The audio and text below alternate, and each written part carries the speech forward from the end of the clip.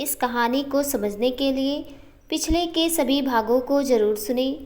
करण नहाकर अपने कमरे में टॉवल में था। रेशमा अनजाने में सुनिधि के कमरे में जाने की बजाय करण के कमरे में आ जाती है। करण को लगता है कि वो कोई सपना देख रहा है। इधर रेशमा दूसरी ओर चेहरा होने की वजह से करण को नहीं देख पाती। करण धीरे धीरे उसके पास आता है तो रेशमा पलटती है। करण को टॉवल में देख वो चीखती है। उसकी आवाज़ सुन करण को पता चलता है कि रेशमा सच में वहाँ है। वो भी जोर से चीखता है। उधर करण के चीखते ही रेशमा वहाँ से बाहर निकल जाती है और फिर उसे गैलरी में सुनिधि मिलती है। अखिलेश जी शिविका से कहते हैं, ये क्या तरीका है बड़ों से बात करने का, तुम अपने कमरे में जाओ। अधिराज इस पर बोलते हैं, नहीं अखिल, ये इसकी ज़िंदगी का सवाल है, पर बस मुझे एक बात का जवाब दे दो बेटा। शिविका पूछती है, क्या? अधिराज जी कहते हैं, क्या तुम्हें युवान पसंद नहीं? शिविका की आंखों में नमी आ जाती है जिसे वो छुपा लेती है और कहती है, नहीं अंकल, ऐसी बात नहीं है। युवी तो मेरा बहुत अच्छा दोस्त है, पर शादी के लिए मैं अभी तैयार नहीं। अधिराज जी कहते हैं, तो बेटा अगर तुम्हें वक्त चाहिए तो मैं तैयार हूँ। तुम दोनों की खुशी से बढ़कर कुछ नहीं है हमारे लिए। तुम एक बार कहो तो मैं युवान से बात करूँगा। मैंने तो उसकी राय भी नहीं ली। शिविका कहते, नहीं अंकल, आप युवा से इस बारे में कोई बात नहीं करेंगे प्लीज़, और एक्सक्यूज़ मी बोल कर चली जाती है। अखिलेश जी कहते हैं, यार अपनी बेटी की तरफ से मैं तुझसे माफ़ी मांगता हूँ। अधिराज जी कहते हैं, नहीं यार, मुझे इसकी आंखों में युवान के लिए प्यार दिखाई दिया। तो चिंता मत कर, इन्हें अभी वक्त चाहिए जो हम देने के लिए तैयार हैं। सुनिधि और रेशमा भी कुछ देर बात करते फिर नीचे हॉल में आते हैं। वहाँ की खामोशी देख रेशमा को समझ नहीं आता कि क्या हुआ है।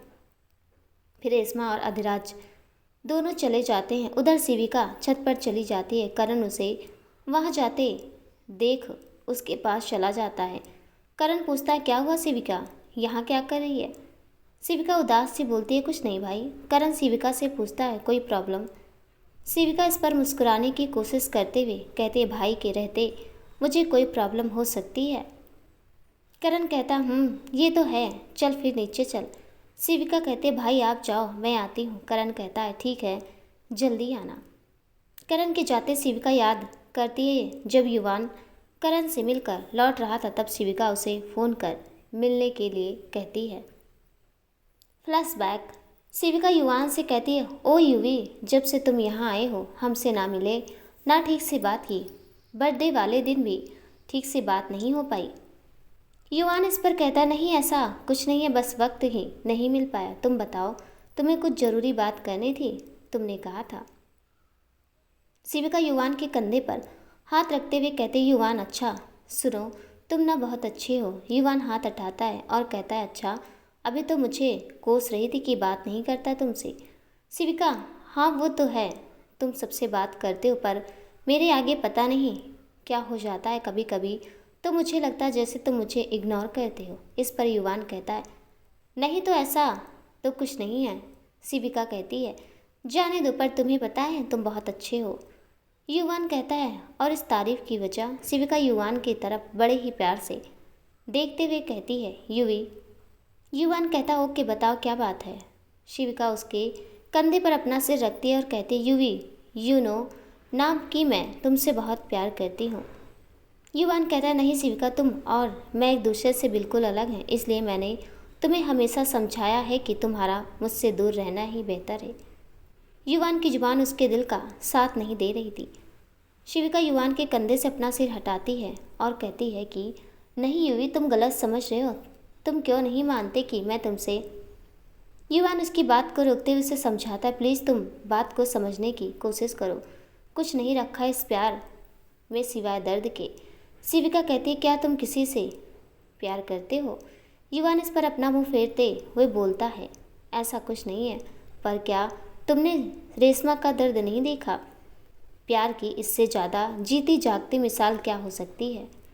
शिविका को युवान की बात सुन बुरा लगता है। वो बस इतना ही बोलती है, इस वक्त मैं तुम्हें ये सब नहीं समझा सकती, पर जब तुम्हें किसी से प्यार होगा तो तुम्हें इस बात का एहसास भी होगा कि भले ही प्यार में दर्द है, पर इससे खूबसूरत एहसास भी कुछ नहीं। शिविका यादों से बाहर आती है और वो अपना गम छुपा कर नीचे आती है तो वो कुणाल और सुनिधि के कमरे के सामने से गुजरती है कि उसे उन दोनों की बातें सुनाई देती है जो उसी के बारे में हो रही थी। वो चुपकर उनकी बात सुनती है। सुनिधि कुणाल को आज इस घटना के बारे में बताती है और ये भी कि सुनिधि कि शिविका ने युवान से शादी करने के लिए इनकार कर दिया है। कुणाल हैरान होता है, फिर कहता है कि मैं शिविका से बात करूंगा कि आखिर बात क्या है। सुनिधि कहती है, नहीं आप अभी बात मत कीजिए, उन्हें दुख होगा, हमें कुछ हल निकालना होगा। कुणाल इस पर उससे पूछता है, मतलब तुम कहना क्या चाहती हो। सुनिधि कहती है, यही कि हमें लगता है दी ने किसी कारणवश ऐसा कहा है। अगर युवान ने खुद उनसे शादी के लिए कहेंगे तो शायद वो मना ना करे। कुणाल इस पर कहता है, कहीं तुम्हें ये तो नहीं लगता कि युवान ने शादी के लिए मना किया है और इसलिए वो मना कर रही है। पर युवान क्यों मना करेगा। सुनिधि उसे बताते, देखिए हमें शक है, यकीन तो नहीं, पर हमें युवान से बात करनी चाहिए। कुणाल मुस्कुरा कर कहता, ठीक है तुम कहती हो तो यही ठीक रहेगा। सुनिधि कहते, दीदी के चेहरे से पता चल जाता है कि वो युवान जी से बहुत प्यार करती हैं। अब हमें ही कुछ करना होगा। कुणाल कमरे से बाहर निकलने वाला होता है तो शिविका वहाँ से चली जाती है और कुणाल उसे नहीं देख पाता। शिविका अपने कमरे में आकर सोचती है कि उसे किसी भी तरह से कुणाल भाई को रोकना होगा कि वो कुणाल से बात ना करे, पर उसे समझ नहीं आता कि तभी उसके दिमाग पर सुनिधि का ख्याल आता है। शिविका सोचती है, ओ गॉड, ये किस दो राह पर आ गई मैं, अब मुझे उनसे मदद लेनी पड़ेगी। उधर अनु काफ़ी परेशान थी। कहते हैं कि अक्सर इंसान सत्य को जानने के लिए बहुत व्याकुल होता है, परंतु जब सत्य सामने आता है तो उसकी दुविधा और भी बढ़ जाती है। कुछ ऐसा ही इस वक्त अनु के साथ हो रहा था। अनु को इस वक्त समझ नहीं आ रहा था कि वो क्या करे, जाकर आकाश को सारी सच्चाई बताए या फिर चुप रहकर सही समय की प्रतीक्षा करे। उसे आकाश की प्रतिक्रिया का भी भान था कि सब सच जानने के बाद आकाश कैसा महसूस करेगा। अनु इस विचार में डूबी अपने घर में चिंतन कर रही थी कि शारदा जी उसके घर आ जाती हैं। अनु उनसे कहती हैं, आप यहाँ क्यों आई हैं। शारदा जी पश्चाताप से भरी आवाज़ में उन्हें बोलती है, मुझसे भूल हो गई पुत्र मोह में। मैं ये भूल गई कि मैं एक माँ हूँ और एक माँ से उसकी औलाद को दूर करने का पाप करने लगी। मुझसे अपनी गलती का भान हो चुका है। मैं भूल गई कि रेशमा उसी दिन उस बच्ची की माँ बन गई थी जब आंचल इस दुनिया को छोड़ चली गई थी। तुमने मुझे एहसास कराया कि रिश्ते केवल खून के नहीं होते बल्कि एहसासों से बंधे होते। अनु कहती है, और इस पश्चाताप की वजह शारदा जी कहती हैं, तुम्हारा निस्वार्थ प्रेम, तुम्हारा रीमा के प्रति समर्पण। ना जाने क्यों मैं तुमसे झूठ नहीं बोल पाई। वो भगवान का ये मेरे बेटे को पता लग जाने का डर नहीं था। अनु, मैं खुद इस आग में जल रही थी जो मैंने स्वयं जलाई थी। उस दिन अस्पताल के बाहर मेरे बेटे ने सिर्फ इतना सुना था कि मैंने तुमसे उसके साथ विवाह की बात कही। उसने मुझे कुछ कहा अभी तो और खामोश हो गया। बीते सालों में मैंने उसके चेहरे पे हंसी नहीं देखी बल्कि नफरत और आंसू देखे हैं जो मेरी ही देन थे, पर वो इनका जिम्मेदार रेशमा को मानता था। जब उसे पता चला कि रेशमा का प्यार कितना सच्चा था, तब इन सालों में पहली बार वो मेरी गोद में सिर रख कर रोया था। बहुत सुकून मिला था मुझे उसकी नफ़रत को ख़त्म होते देख, पर मैं ये नहीं देख पाई कि उसकी नफ़रत रेशमा के लिए कभी थी ही नहीं। वो केवल गुस्सा था जो सच्चाई जानने पर आंसुओं में धुल गया रह गया था, तो वो प्यार जो कभी मिटा ही नहीं। पर ना जाने क्यों मेरा स्वार्थी मन ये सब ना देख सका। पर तुमने जिस तरह रीमा का और मेरा ख्याल रखा, एक बहू के रूप में तुम मुझे सद्गुण संपन्न नजर आई और अपने अंधे मोह में मैंने अपने ही हाथों अपने बेटे का घर फिर तोड़ने जा रही थी। तुमने उस पाप से मुझे बचा लिया, मुझे माफ़ कर दो। आंखों में प्रायश्चित के आंसू लिए हुए अनु की आंखों में भी आंसू आ जाते हैं और वो कहती हैं, ये माफ़ी आपको मुझसे नहीं किसी और से मांगनी चाहिए। अगर वो आपको माफ़ कर देती हैं तो सब अच्छा जाएगा, और यदि आप सच में प्रायश्चित करना चाहती हैं तो प्लीज़ उन दोनों को मिलवा दीजिए। शारदा जी कहती हैं, ऐसा ही होगा। एक बार रीमा पूरी तरह ठीक हो जाए तो फिर मैं खुद बहू को यहाँ लेकर आऊँगी। इसके बाद शारदा जी चली जाती हैं। अनु अब फैसला करती है कि वो आकाश को कुछ नहीं बताएगी, पर अब वो रेशमा से मिलने के बारे में सोचती और मुंबई जाने का फैसला करती है।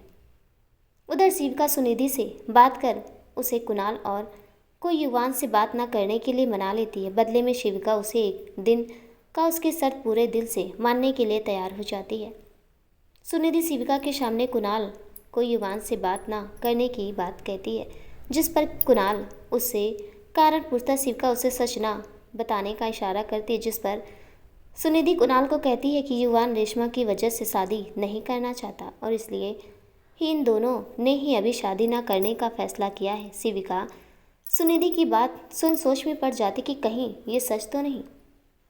कुणाल सुनिधि से कहता है कि क्या तुम रेशमा की बीती जिंदगी के बारे में जानती हो? सुनिधि कहती है, हाँ, उन दोनों का प्यार ही हालत के हाथ मजबूर है बस।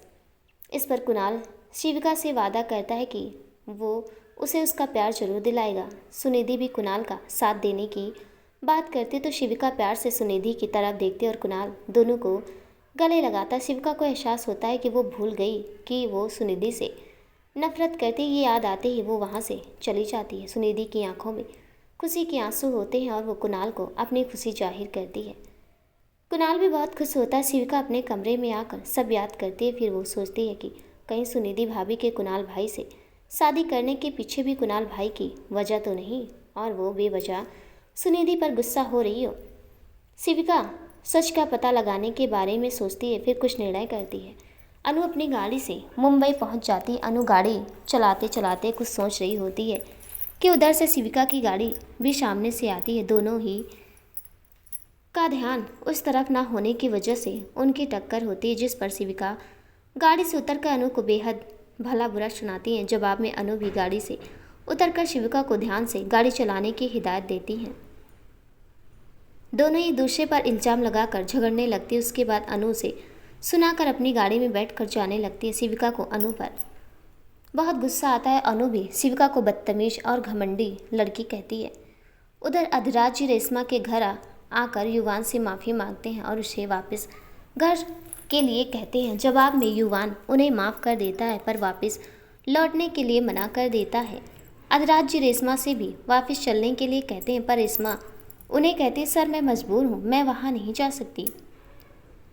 आप चिंता मत कीजिए, मैं युवान को समझाऊंगी। अधिराज, मेरा बेटा बड़ा हो चुका है, मुझे खुशी है कि वो वही कर रहा है जो सही है, अब मुझे चलना चाहिए। अधिराज जी मायूसी के साथ वापस लौट जाते। युवान भी अपने पिता को जाता देख भावुक हो जाता है। मैं तुम्हें कुछ भी नहीं समझा सकती, पर जब तुम्हें भी किसी से प्यार होगा तो तुम्हें समझ आएगा कि भले ही प्यार में दर्द होता है, पर इससे खूबसूरत एहसास भी कुछ नहीं। युवान अपने कमरे में शिविका की कही बातों के बारे में सोच रहा था। साथ ही उसे शिविका के साथ बिताए वक्त याद आता है। शिविका का उसे परेशान करना और बिन वजह खुद का उसे तंग करना। युवान फिर खुद से कहता, ये क्या सोच रहा है तू तो उसे बता चुका है, और फिर वो तो कितनी बार बोल चुकी है ये सब, तो अब तुझे क्यों फ़र्क पड़ रहा है? नहीं, तू अब कुछ नहीं सोचेगा। देखा नहीं तूने रेशमा को कितना कुछ सहा है उसने। नहीं, अनु रेशमा के घर पहुंच जाती है। नीचे अनु रेशमा के घर पहुंच जाती है। रेशमा अनु को देख बहुत खुश होती है और दोनों गले मिलते हैं। रेशमा कहती है कि मुझे बताया क्यों नहीं कि तू यहाँ आने वाली है। अनु उसे बोलती है, तुझे सरप्राइज जो देना था। आशी चहकते हुए आती है और कहती, अनु आंटी, वाव, अब तो बहुत मज़ा आने वाला है, और अनु को प्यार से पकड़ लेती है। जवाब में अनु भी उसे गोद में उठा लेती है। आपको पता है मैंने आपको कितना मिस किया? आशी कहते, मैंने भी आपको और रीमा दीदी को मिस किया। अनु अपने मन में सोचती है कि काश ये मुमकिन हो जाए कि रीमा बहुत जल्द में सच में तुम्हारी बड़ी बहन हो जाए। रेशमा कहती, अरे तुझे कब से सोचने की बीमारी हो गई? देख, ये काम तो मेरा है ना हमेशा से। अनु मुस्कुराती और कहती है, हाँ बिल्कुल। दोनों हंस देते हैं। तब तक बिल्लू वहाँ आ जाता। उसे देख कर रेशमा अनु को कहती है, अनु ये बिल्लू है, और बिल्लू बीच में ही बोलता है, हम जान गए आपकी बहन है ना ये। रेशमा और अनु हंस देते हैं। फिर रेशमा कहती है, ऐसा ही समझ लो, फिर वो अनु से कहती है, तू जाकर फ्रेश हो जा और आराम कर ले, मैं बिल्लू के साथ खाने की तैयारी करवाती हूँ। कुछ देर बाद रेशमा आशी को आवाज़ लगाती है जो कि ऊपर कमरे में खेल रही थी। रेशमा कहती है, आशी युवान को ले कर आ जाओ, खाना तैयार हो गया है। अनु भी तब वहीं थी रेशमा के पास। अनु अपने मन में सोचती है कि उसे सबसे पहले युवान से बात करनी चाहिए, तभी हम कुछ हल निकाल सकते हैं। जब रेशमा की आवाज़ आशी तक नहीं पहुंचती तो अनु कहती है वो आशी को लेकर नीचे आ जाएगी और ऊपर जाती है। पहले युवान का कमरा था, वो उस तरफ देखती है तो उसे युवान अपने कमरे में दिखता है जो उस समय अपनी सोच में व्यस्त था। अनु दरवाजे पर नॉक करती है, युवान देखता है तो अनु को वहाँ देख हैरान हो जाता है। युवान खुश होकर कहता है, हे अनु तुम कब आई, it's long time to see you. Anu बोलती है, हेलो युवान, बस थोड़ी देर हुई। युवान कहता है, रेशमा तो बहुत सरप्राइज हुई होगी तुम्हें यहाँ देखकर। अनु कहती है, हाँ कभी कभी सरप्राइज भी देना चाहिए ना। युवान खुश होकर कहता है, बिल्कुल। अनु बोलती है, वो रेशमा तुम्हें खाने के लिए बुला रही थी नीचे। युवान कहता है, ओके चलो मैं आता हूँ। अनु, दरअसल मुझे कुछ बात करनी थी तुमसे। युवान कहता है, हाँ बोलो। अनु सोचती है कि उसे आकाश की माँ के बारे में बताना चाहिए या नहीं। फिर वो युवान से कहते, तुम्हें नहीं लगता हमें कुछ करना चाहिए? युवान कहता है, मतलब? अनु कहती, अरे रेशमा और आकाश को मिलाने के लिए। युवान इस पर बोलता है, क्या तुम्हें लगता है आकाश रेशमा को डिजर्व करता है? तुमने तो देखा है कि कितना कुछ सहा है रेशमा ने, और मुझे लगता है कि यहाँ आने से पहले भी रेशमा तुमसे मिली होगी। दोस्ती और अपनों के नाम पर तुम और मैं तो रहे हैं उसके साथ इतने समय में। आशी का साथ ही अब उसके मुस्कुराने की वजह है। अनु इस पर उसे बताती, केवल आकाश ही डिजर्व करता है और रेशमा भी आकाश को डिजर्व करती है। तुमने हमेशा रेशमा का दर्द देखा है, मगर मैंने आकाश को पीड़ा में तड़पते देखा है। आकाश भी रेशमा से उतनी ही मोहब्बत करता है जितना रेशमा करती है। हालात ने इन्हें एक दूसरे से दूर भले ही कर दिया, पर ऐसा प्यार किसी मिसाल से कम नहीं है जहाँ एक दूसरे की खुशी के लिए इंसान कितना कुछ कुर्बान कर देता है। आकाश केवल एक गलतफहमी का शिकार था जो उसके अपनों की ही देन थी। युवान कहता है, तुम ये सब कैसे जानते हो और किस बेहाफ पर बोल रही हो? क्या तुम आकाश से मिली हो कभी? तब अनु आकाश के बारे में बताती और साथ ही रीमा के बारे में भी। वो ये भी बताती आकाश यहाँ आने वाला था, पर रीमा के एक्सीडेंट की वजह से नहीं आ पाया। अनु कहते, तुम ही बताओ, जो इंसान किसी से नफरत करने के बावजूद उसे भूल कर आगे नहीं बढ़ सकता, क्या ये नफरत हो सकती है? ये महज गुस्सा था जो उसे खुद भी नहीं पता था। इन दोनों को तो एक साथ होना ही चाहिए। युवान को सब सुनकर हैरानी होती है और वो पछताता है कि उसने आकाश के बारे में कितना गलत सोचा। वो तो खुद देख चुका था आकाश का सच्चा प्यार, कैसे भूल गया वो सब। वो युवान उसकी तरफ देखते हुए कहता है, तुमने कुछ सोचा है कि हमें क्या करना चाहिए? अनु कहते, नहीं, समझ नहीं आ रहा, इसलिए सोचा पहले तुमसे बात कर लूँ। युवान कहता है, अगर आकाश यहाँ आ जाए तो सब ठीक हो जाएगा। हमें पता लगाना होगा कि आकाश कब आ रहा है। अनु कहती है, पर कैसे? क्या हमारा पूछना ठीक रहेगा? युवान कहता है, एक प्लान है हमारे पास। फिर युवान अनु को कुछ समझाता है जिसे सुन अनु बेहद खुश हो जाती है। फिर वो आशी के साथ नीचे आ जाते हैं।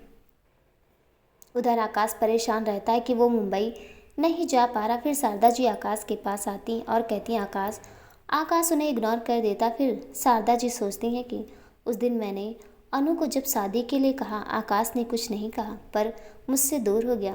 पर अब जब इससे सच का पता चलेगा तो क्या होगा?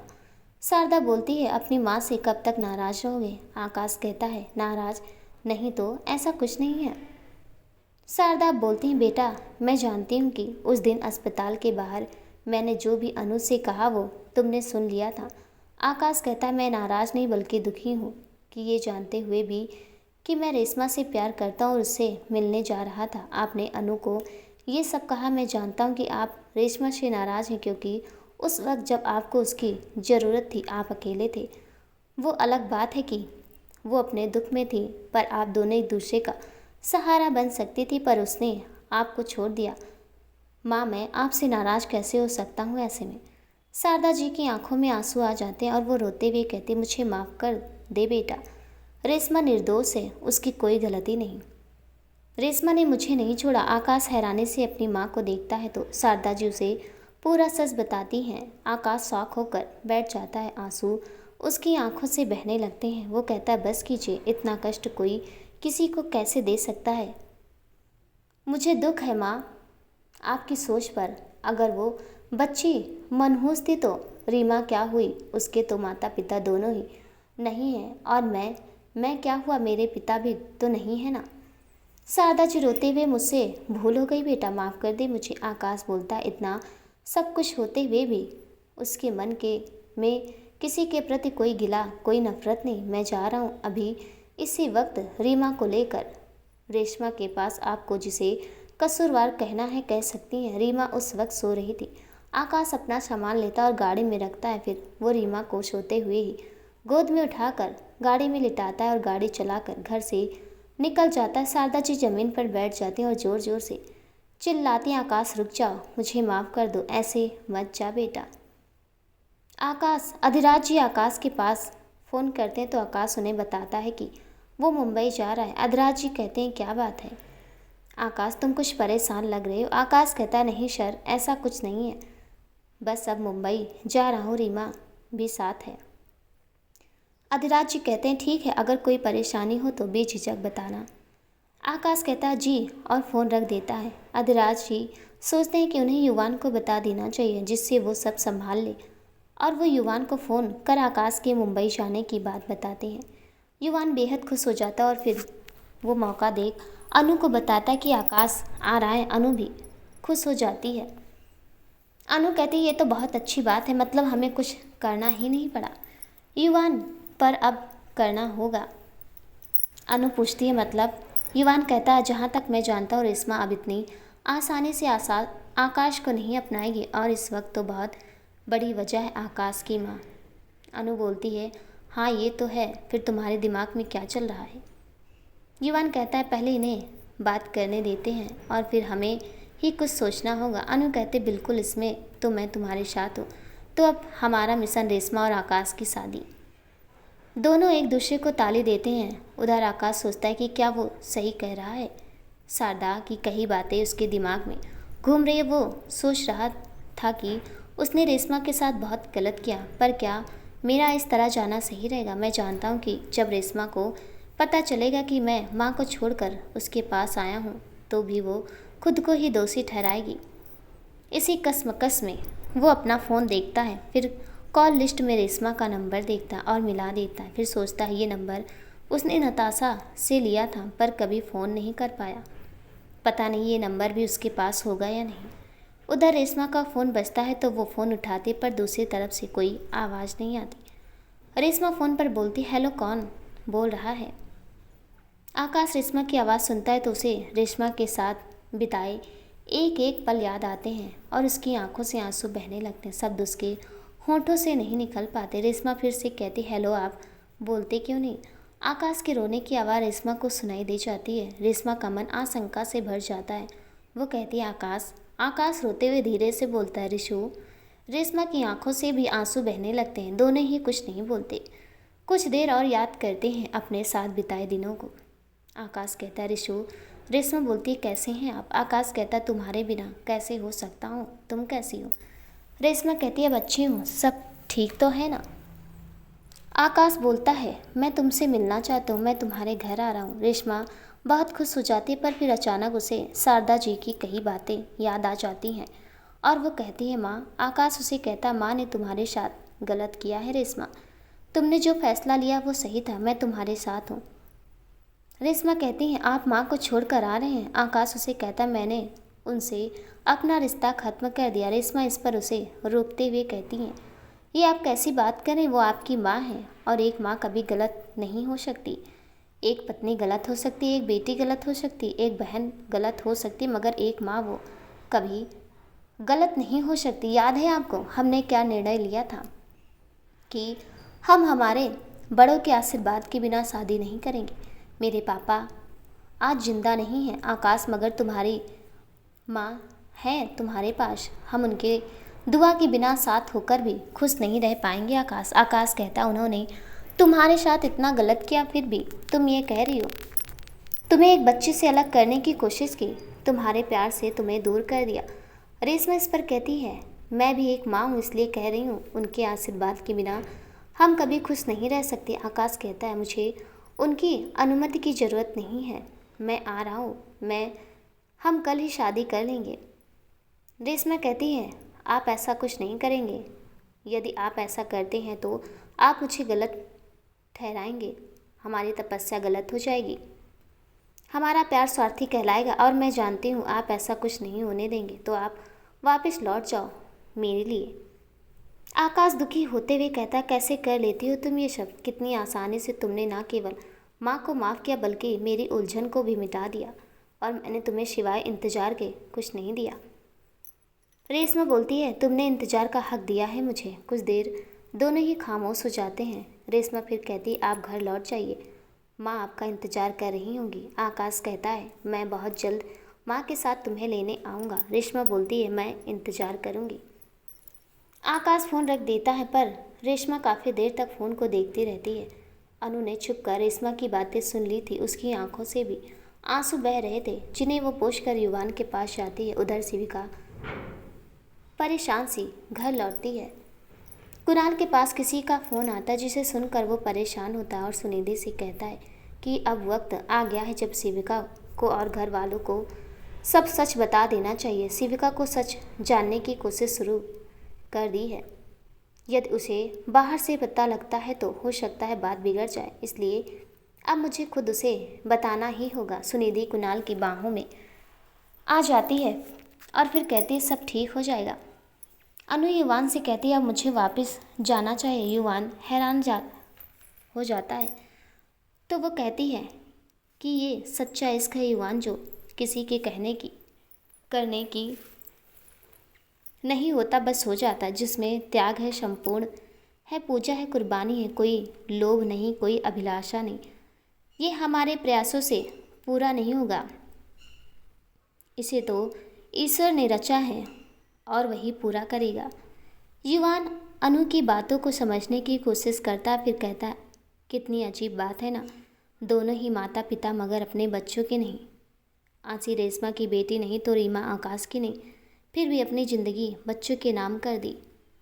अनु कहती है आंसी सुन लेती है और अपने कमरे में आकर रोने लगती है। उसे सबकी कही बातें याद आने लगती है। आशी अपने मन में सोचती है इसका मतलब मेरी मम्मा नकली वाली मम्मा है और रीमा दीदी के भी पापा नकली पापा है, मुझे दीदी को बताना ही होगा, पर कैसे?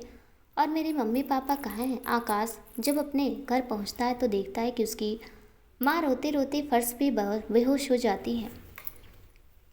रीमा सो के उठ चुकी थी और आकाश ने उसे अंदर कमरे में लिटा दिया था। वो अपनी माँ को देख उनके ऊपर पानी के छींटे डालता है, जिससे शारदा जी को होश आ जाता है। आकाश को अपने सामने देख वो खुश हो जाती है और कहती है तू आ गया, मुझे माफ़ कर दे बेटा। आकाश उन्हें पानी पिलाता और कहता है माँ तुम आराम कर लो, और उन्हें सहारा देकर बिस्तर पर लिटाता है। आकाश रीमा के पास आता है। रीमा देखती है कि वो लोग तो अपने ही घर पर हैं, तो वो कहती है पापा हम कहाँ गए थे, मैं तो सोती रह गई। आकाश कहता है कहीं नहीं बेटा, कहीं नहीं जा पाया। रीमा को बात समझ नहीं आती, पर वो फिर अपने खेल में लग जाती है। आकाश सोचता है कि भले ही वो माँ से गुस्सा था, पर अगर आज उन्हें कुछ हो जाता तो क्या वो अपने आप को माफ़ कर पाता। वो सोचता है कि थैंक्स रेशमा, आज तुमने गलत होने से रोक दिया।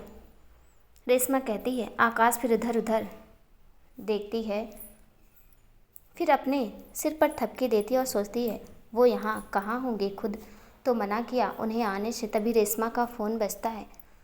उसने आकाश का नंबर सेव कर लिया था। फ़ोन पर आकाश का नाम फ्लैश होते वो खुश हो जाती है और फ़ोन उठाती है। आकाश को चुप देख रेशमा कहती है माँ कैसी हैं? आकाश कहता है वो ठीक है, थैंक यू। रेशमा मुस्कुरा देती है। आकाश को समझ नहीं आता कि वो आगे क्या बोले। वही रेशमा भी जैसे इन लम्हों को बिना शब्दों के ही जीना चाहती हो। आकाश बोलता है रिशु। रेशमा कहती है हाँ। आकाश कहता है मैं माँ को लेकर बहुत जल्द आऊँगा। रेशमा फ़ोन को कसकर पकड़े हुए कहती है मैं इंतज़ार करूँगी। फिर दोनों फ़ोन रख देती हैं। अनु रेशमा से अपने जाने के लिए कहते पर रेशमा उसे रोक लेती है। आशी अनु के पास आती है। आशी कहती है, अनु आंटी मुझे रीमा दीदी से बात करनी है, आपके पास नंबर है तो बात करा दीजिए। अनु कहती है, हाँ हाँ क्यों नहीं, ये लो, और आकाश के घर का फ़ोन मिलाकर दे देती है। इत्तेफाक से फ़ोन रीमा ही उठाती। आशी साइड में जाकर रीमा से बात करते हुए कहती, हेलो रीमा दीदी। रीमा खुश होती है और कहती है, आशी तुम, पर उसे फिर याद आता है कि आशी उसे बिना बताए चली गई थी। रीमा कहती, मैं तुमसे गुस्सा हूँ, अब फ़ोन क्यों किया।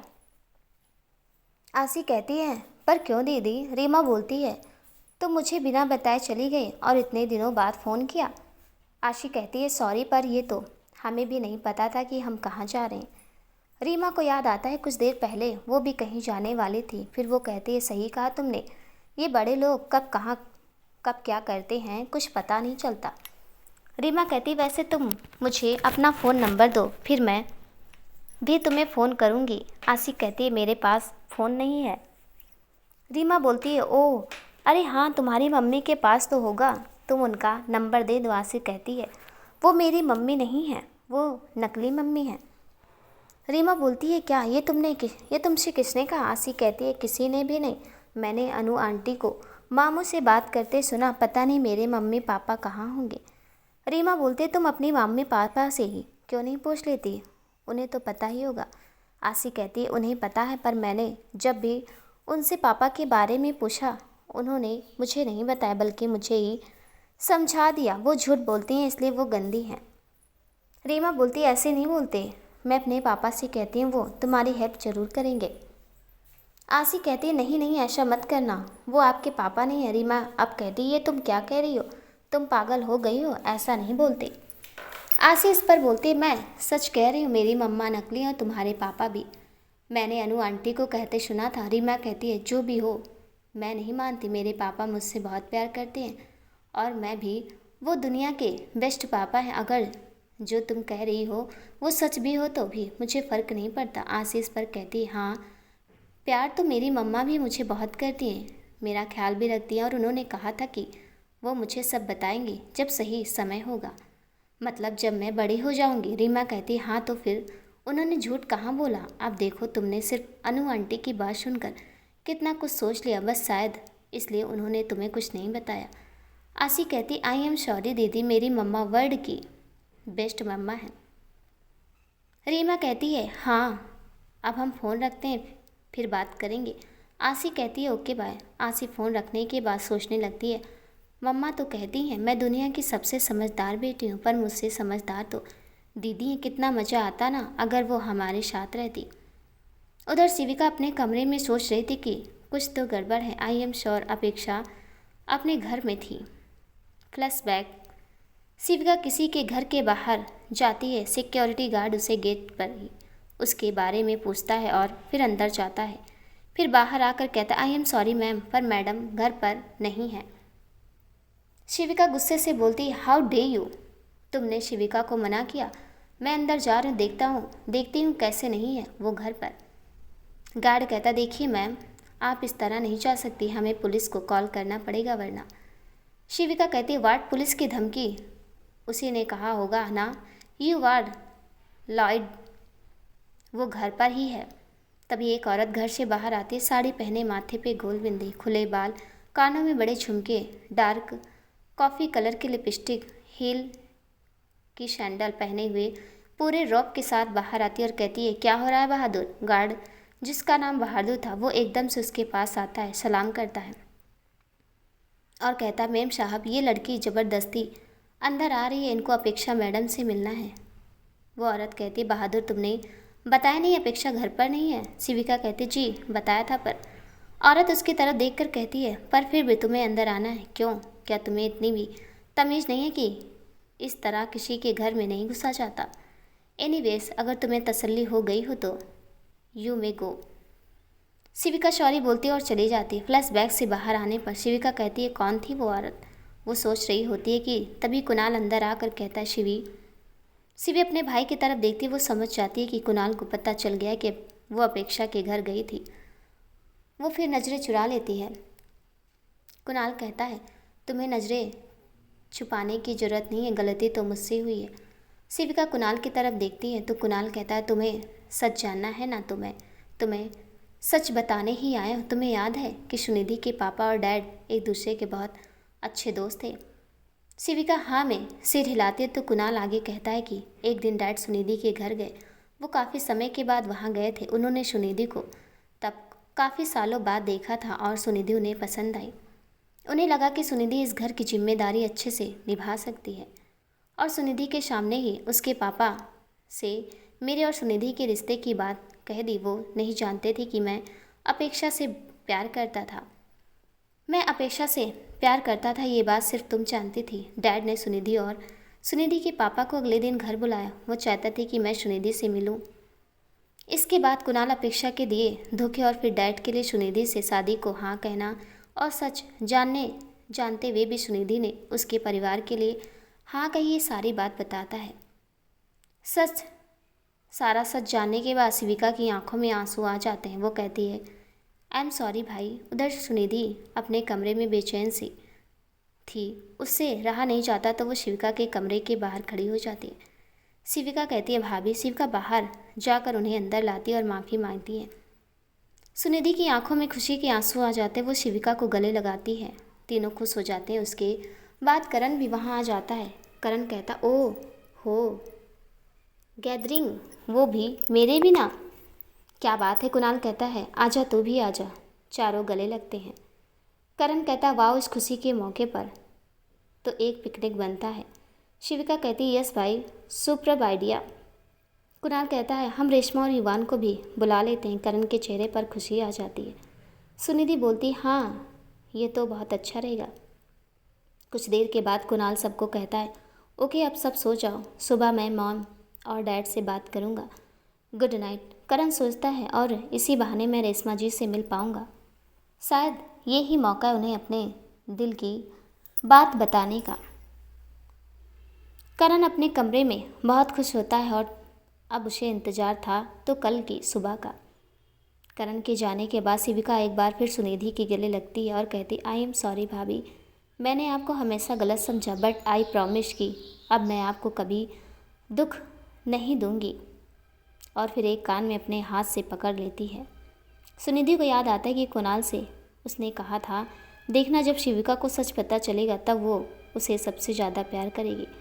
सुनिधि शिविका को ऐसे कान पकड़े देखती है तो उसके मासूम चेहरे को देखती रह जाती। आज पहली बार शिविका ने सुनिधि को भाभी कहा था। सुनिधि की आंखों में आंसू आ जाते हैं और वो उसका हाथ हटाती है और कहती है, अब बीती बातों को कोई याद नहीं करेगा।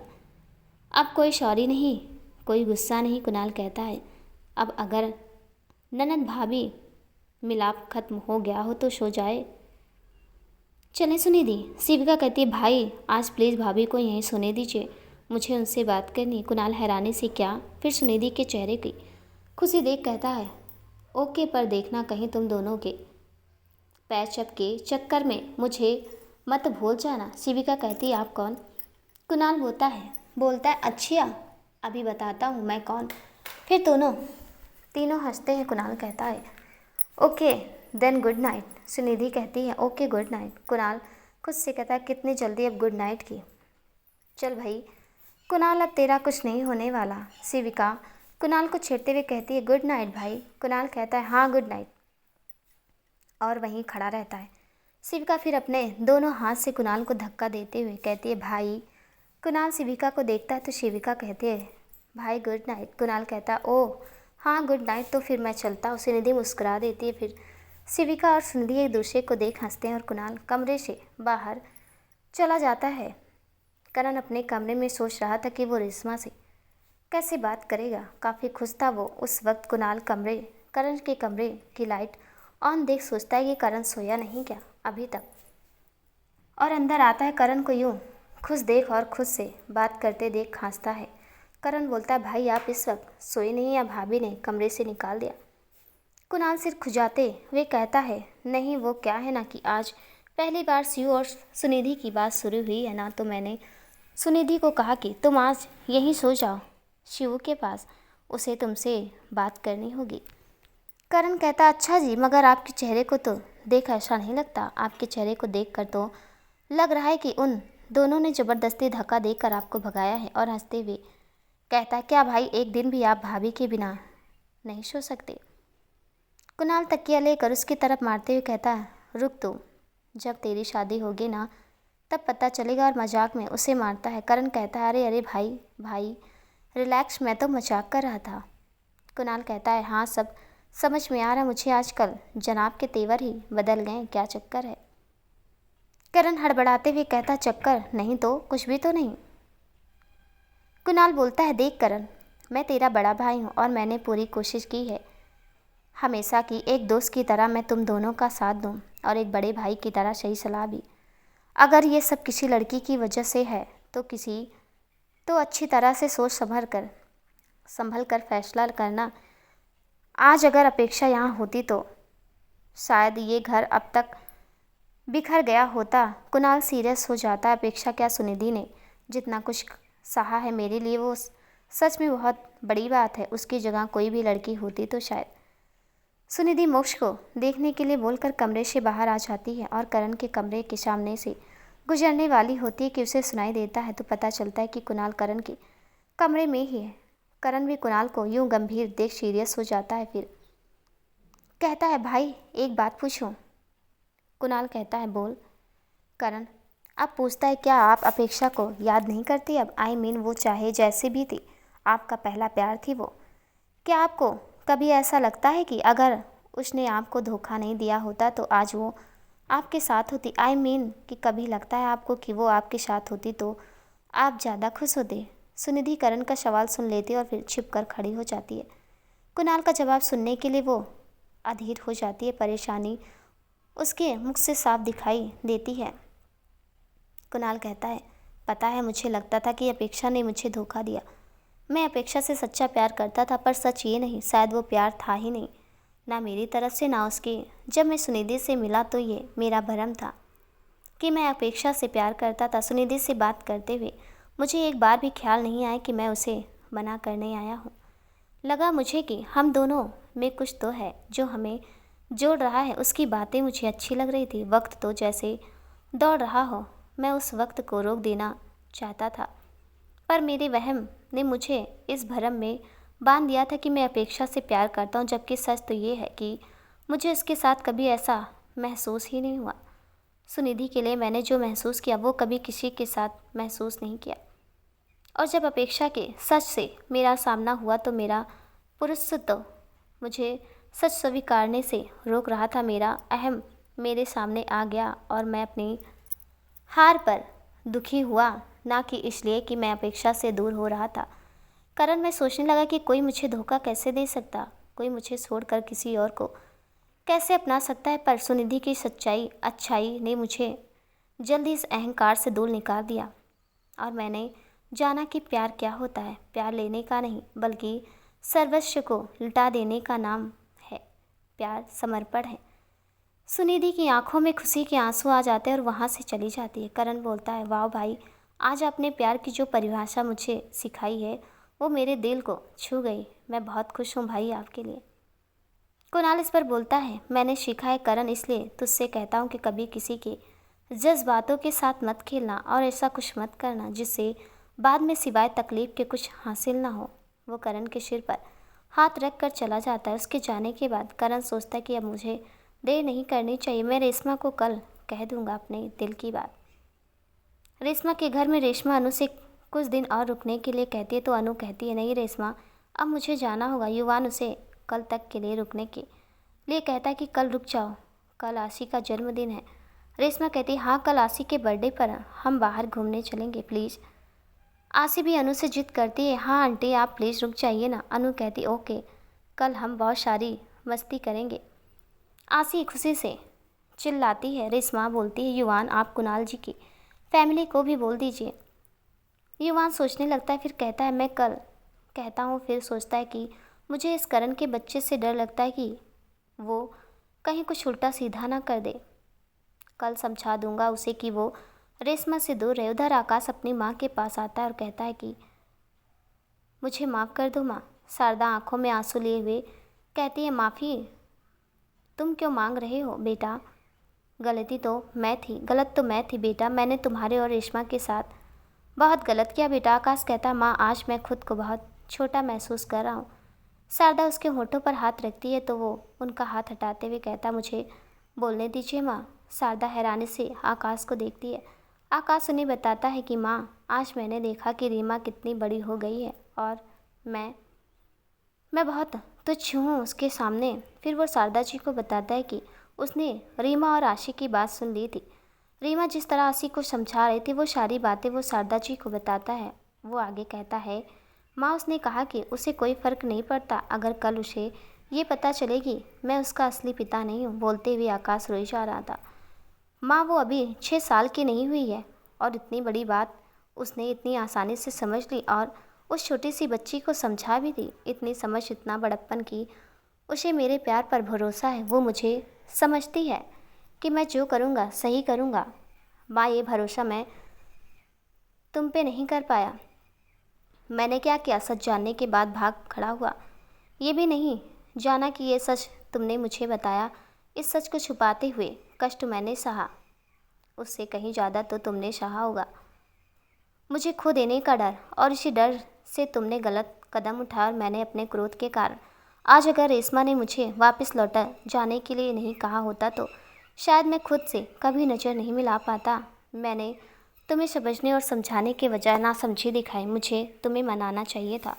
और अगर तुम नहीं मानती, नहीं चाहती कि मैं उससे शादी करूँगा तो मैं नहीं करूँगा। मैं जानता हूँ वो मेरी बात समझ जाएगी, पर मैं अब तुम्हें कभी दुख नहीं दूंगा। आप जैसा कहेंगी मैं वही करूँगा। आकाश याद करता है कि उसने किसी हालत में अपनी माँ को देखा था, किस हालत में अपनी माँ को देखा था।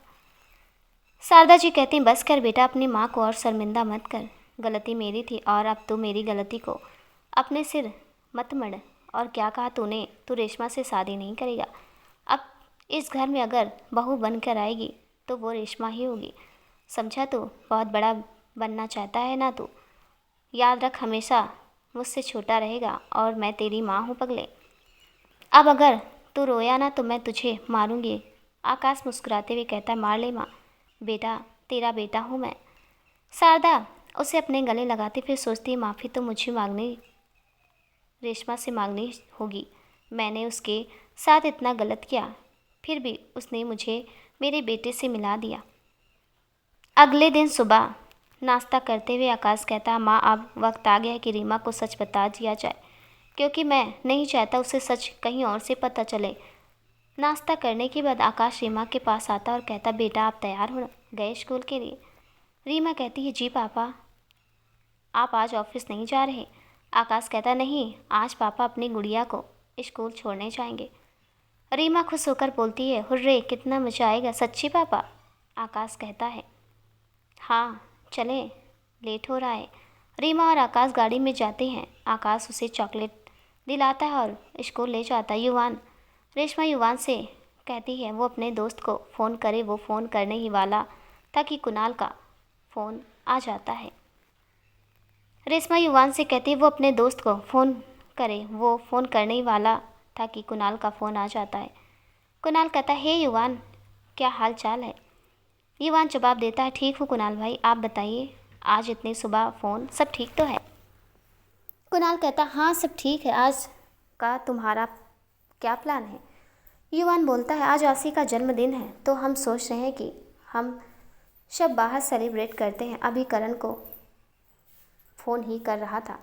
कुणाल कहता है, ये तो बहुत अच्छी बात है, रेशमा से बात करा दो मेरी। युवान बोलता, जी भाई, और रेशमा को फ़ोन देता है। रेशमा कहती, हेलो कुणाल जी। कुणाल कहता, हाय रेशमा जी, सबसे पहले तो बेटी के जन्मदिन की बधाई। रेशमा कहते, शुक्रिया कुणाल जी। कुणाल कहता, कल हम लोगों का प्लान बना था कहीं घूमने का, तो अभी पता चला कि आशी का जन्मदिन है। ये बहुत अच्छा मौका है, तो आप हमारे साथ परवेल वाले फार्म हाउस पर आ जाइए। वहीं सेलिब्रेशन भी हो जाएगा और सबसे मिलना भी। रेशमा ये सुनकर अजीब लगता है। वो सोचती है कि आशी का बर्थडे वहाँ कैसे उन लोगों पर सब कुछ पड़ जाएगा। ये ठीक नहीं है, मेरी बेटी का जन्मदिन है तो मुझे ही करना चाहिए। क्या करूँ, ये सुनिधि के पति भी हैं, मना करना ठीक होगा? जब काफ़ी देर तक कुणाल को रेशमा का जवाब नहीं मिलता तो कुणाल कहता, देखिए रेशमा जी, आप परेशान मत होइए। दरअसल मोक्ष, सुनिधि, शिविका और करण है साथ में बस, और सुनिधि को अच्छा लगेगा अगर आप लोग आएंगे, और फिर आसी मोक्ष के साथ खेल भी लेगी। मेरा यकीन कीजिए, हम उसका जन्मदिन अच्छे से मनाएंगे। और फिर भी अगर आपको लगता है कि आप आसी का जन्मदिन कहीं और मनाना चाहते हैं तो प्लीज़ आप बता सकती हैं, पर अपने आप को इस परिवार से अलग मत समझिएगा।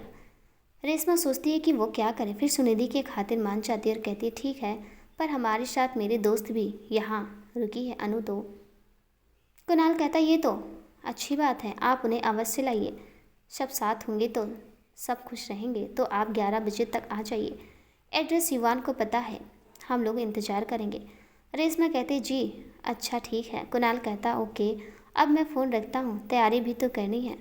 रेशमा अनु और युवान को कुणाल की कही बात के बारे में बताती है। युवान कहता ओके, हम चलते हैं। अनु बाद में रेशमा से कहती है क्या ऐसे ठीक लगेगा? रेशमा कहती सुनिधि मेरी सहेली है, हम आज चलते हैं और बाद में उन्हें डिनर पर इनवाइट कर लेंगे। अनु कहती है ठीक है। रेशमा आसी को कहती है बेटा तैयार हो जाओ। रेशमा बिल्लू के साथ मिलकर खाने पीने की तैयारी करती है और अनु पैकिंग में रेशमा की मदद करती है। रेशमा को संकोच तो हो रहा था, पर वो सोचती है कि हम इसी बहाने वो शिविका से बात कर लेगी। रेशमा, अनु और आशी युवान की गाड़ी से चल दिए। आशी कुछ देर आगे बैठी थी, पर उसे नींद आने लगी तो रेशमा ने अनु को आगे बैठने को कहा और आशी को पीछे अपनी गोद में लिटा दिया। जब तक आशी जगी थी तब तक वो कुछ न कुछ बोले जा रही थी, पर अब जैसे गाड़ी में शांति सी छा गई थी। युवान करण के बारे में सोच रहा था और अनु रेशमा और आकाश के बारे में सोच रही थी, तो रेशमा आकाश के बारे में सोच रही थी। उसके मन में अब कहीं उम्मीद जग गई थी आकाश से मिलने की। जब तक बात नहीं हुई तब तक वो उसके लिए शांत थी, पर अब मन करता था कि कैसे भी उड़कर उस तक पहुंच जाए। आखिर उनकी सोच को विराम लगा जब युवान ने गाड़ी फार्म हाउस के बाहर होकर करण मोक्ष के साथ वहां पहुंच चुका था पहले, और शिविका, सुनिधि और कुणाल जस्ट तभी पहुंचे थे और गाड़ी से उतरे थे। शिविका अनु को युवान को साथ बैठे देख हैरान होती है। अनु गाड़ी से बाहर आती है तो वो शिविका को देखती है। दोनों को उनकी पहली मुलाकात हुए झगड़े की घटना याद आती है। शिविका तुम युवी के साथ एक्सक्यूज़ मी, और आगे बढ़कर युवान के गले लगने वाली थी कि अनु बीच में आकर उसे रोकती है। तुम यहाँ क्या कर रही हो? शिविका पीछे हट कर, ये हमारा फार्म हाउस है, तुमने बोर्ड पर नहीं पढ़ा? KSK farm house. Kunal, Shivika और करण एनीवे साइड हटो, और उसको एक और धक्का देने की कोशिश करती। अनु बोलती ओह तो तुम वो बिगड़ी शहजादी हो खन्ना परिवार की, मुझे लगा ही था ये फार्म हाउस देख कर कि तुम्हारे जैसे कोई बंदा ही होगा। शिविका बोलती है वाट माइंड योर लैंग्वेज, क्या मतलब है तुम्हारा? अनु कहती है वही जो तुमने सुना। अमीरी को शो ऑफ करने के लिए भी तो घर में कोई होना चाहिए, तुम वही हो। शिविका उस पर हाथ उठाने वाली थी कि सुनिधि आकर उसे रोकती है। प्लीज़ शिविका यहाँ तमाशा मत करो, और रेशमा अनु को समझाती है कि आशी के लिए प्लीज़ शांत हो जाओ। शिविका कहती है भाभी आपने नहीं देखा कितनी बदतमीजी से बात कर रही है। अनु बोलती है क्या रेशमा, यहाँ सेलिब्रेट करने वाले हैं हम इस छिपकली के साथ, तुम्हें यहाँ रुकना है तो रुको, मैं जा रही हूँ। करण और युवान जो अब तक उन दोनों के झगड़े पर मुस्कुरा रहे थे कहते हैं रिलैक्स यार, सारा झगड़ा यहीं पर करोगे तो हम अंदर एंजॉय कैसे करेंगे? शिविका कहती है करण भाई आप मजाक बना रहे हैं मेरा। अनु कहती है बनाने की क्या जरूरत है, तुम तो खैर जाने दो। युवान चले। शिविका युवान का हाथ पकड़ती है और कहती है तुम्हें जाना है तो जाओ, यूवी कहीं नहीं जाएगा। अनु दूसरा हाथ पकड़कर कहती है युवान जाएगा, फिर से दोनों लड़ने लगती हैं। अनु कहती है युवान तो जाएगा, तो वहीं शिविका कहती हैं युवान नहीं जाएगा, और दोनों ही युवान को खींचने रहते हैं। ये देखकर करण हंसकर कुणाल से कहता है युवान के मज़े तो अब शुरू हुए हैं, सही बकरा बना है आज अपना युवान। कुणाल भी हंसने लगता है। रेशमा और सुनिधि उन्हें छुड़ाने में लगे थे। करण और कुणाल को यूँ हंसते देख सुनिधि कहती आप वहाँ खड़े खड़े हंस क्या रहे हैं, इनका झगड़ा खत्म कीजिए। रेशमा कहती है करण जी युवान आपका दोस्त है ना, तो आप उसके लिए प्लीज़ कुछ कीजिए। करण रेशमा के मुंह से ये सुनते सोचता है करण यही सही मौका है अपना इम्प्रेशन जमाने का रेशमा जी पर। करण एक गहरी सांस लेता और फिर मोक्ष के कान में कुछ कहता है। रेशमा और सुनिधि एक दूसरे का मुंह देख इशारे से पूछते हैं कि ये करण क्या करने वाले हैं। उधर आकाश रीमा को स्कूल लाने जाता है। तब रीमा बाहर आकर आकाश को देती है तो खुश होकर कहती, पापा आप मुझे लेने आए। आकाश कहता है, हाँ पापा अपनी प्रिंसेस का इंतज़ार कर रहे थे, चलें अब। रीमा गाड़ी में बैठती तो आकाश सीट बेल्ट बांधता है और दोनों घर आते हैं। आकाश सोचता है कि वो कहाँ से शुरू करे, पर रीमा कहती, पापा आप परेशान हैं, मैं आपके सिर में तेल लगा दूँ। आकाश कहता है, तेल तो लगाना है पर आज तेल मैं लगाऊंगा अपनी प्रिंसेस के सिर में। और दोनों बैठ जाते हैं। आकाश अपने फ़ोन को रीमा को दिखाता और कहता, बेटा आप ये देखो। रीमा फ़ोन हाथ में लेती है तो उसमें एक फ़ोटो थी। फ़ोटो को देख वो कहती, पापा ये कौन है। आकाश बोलता है, ये बेटा ये विहान है, ये मेरा दोस्त था, ये मेरे दोस्त की पत्नी गुंजन और ये इनकी बेटी रिंकी। आकाश याद करता है कि जब वो उन्हें रिसीव करने गया था तो एयरपोर्ट पर उसने उन तीनों की फ़ोटो ली थी। रीमा बोलती, पापा ये अब कहाँ हैं। आकाश उसे बताता है, ये बात तब की है जब ये तीनों मेरी शादी के लिए आ रहे थे, मैं उन्हें लेने गया था। बताते बताते आकाश को दुख हो रहा था। हम लोग जब वापसी में आ रहे थे तो ये एक्सीडेंट हुआ था और इसमें मैं बुरी तरह घायल हो गया था। गाड़ी खाई में जा गिरी जिससे विहान और गुंजन की। आकाश बोलते बोलते रोने लगता है। आंसू उसके चेहरे पर लुढ़क आए थे। रीमा उन्हें पोंछने लगती है। आकाश उसके हाथों को चूमता और कहता है, उस हादसे ने उन दोनों को हमेशा के लिए मुझसे छीन लिया। अब उनकी एक आखिरी तस्वीर है मेरे पास। रीमा सुनकर दुखी होती है, फिर पूछती है, और रिंकी उसका क्या हुआ, क्या वो जिंदा है।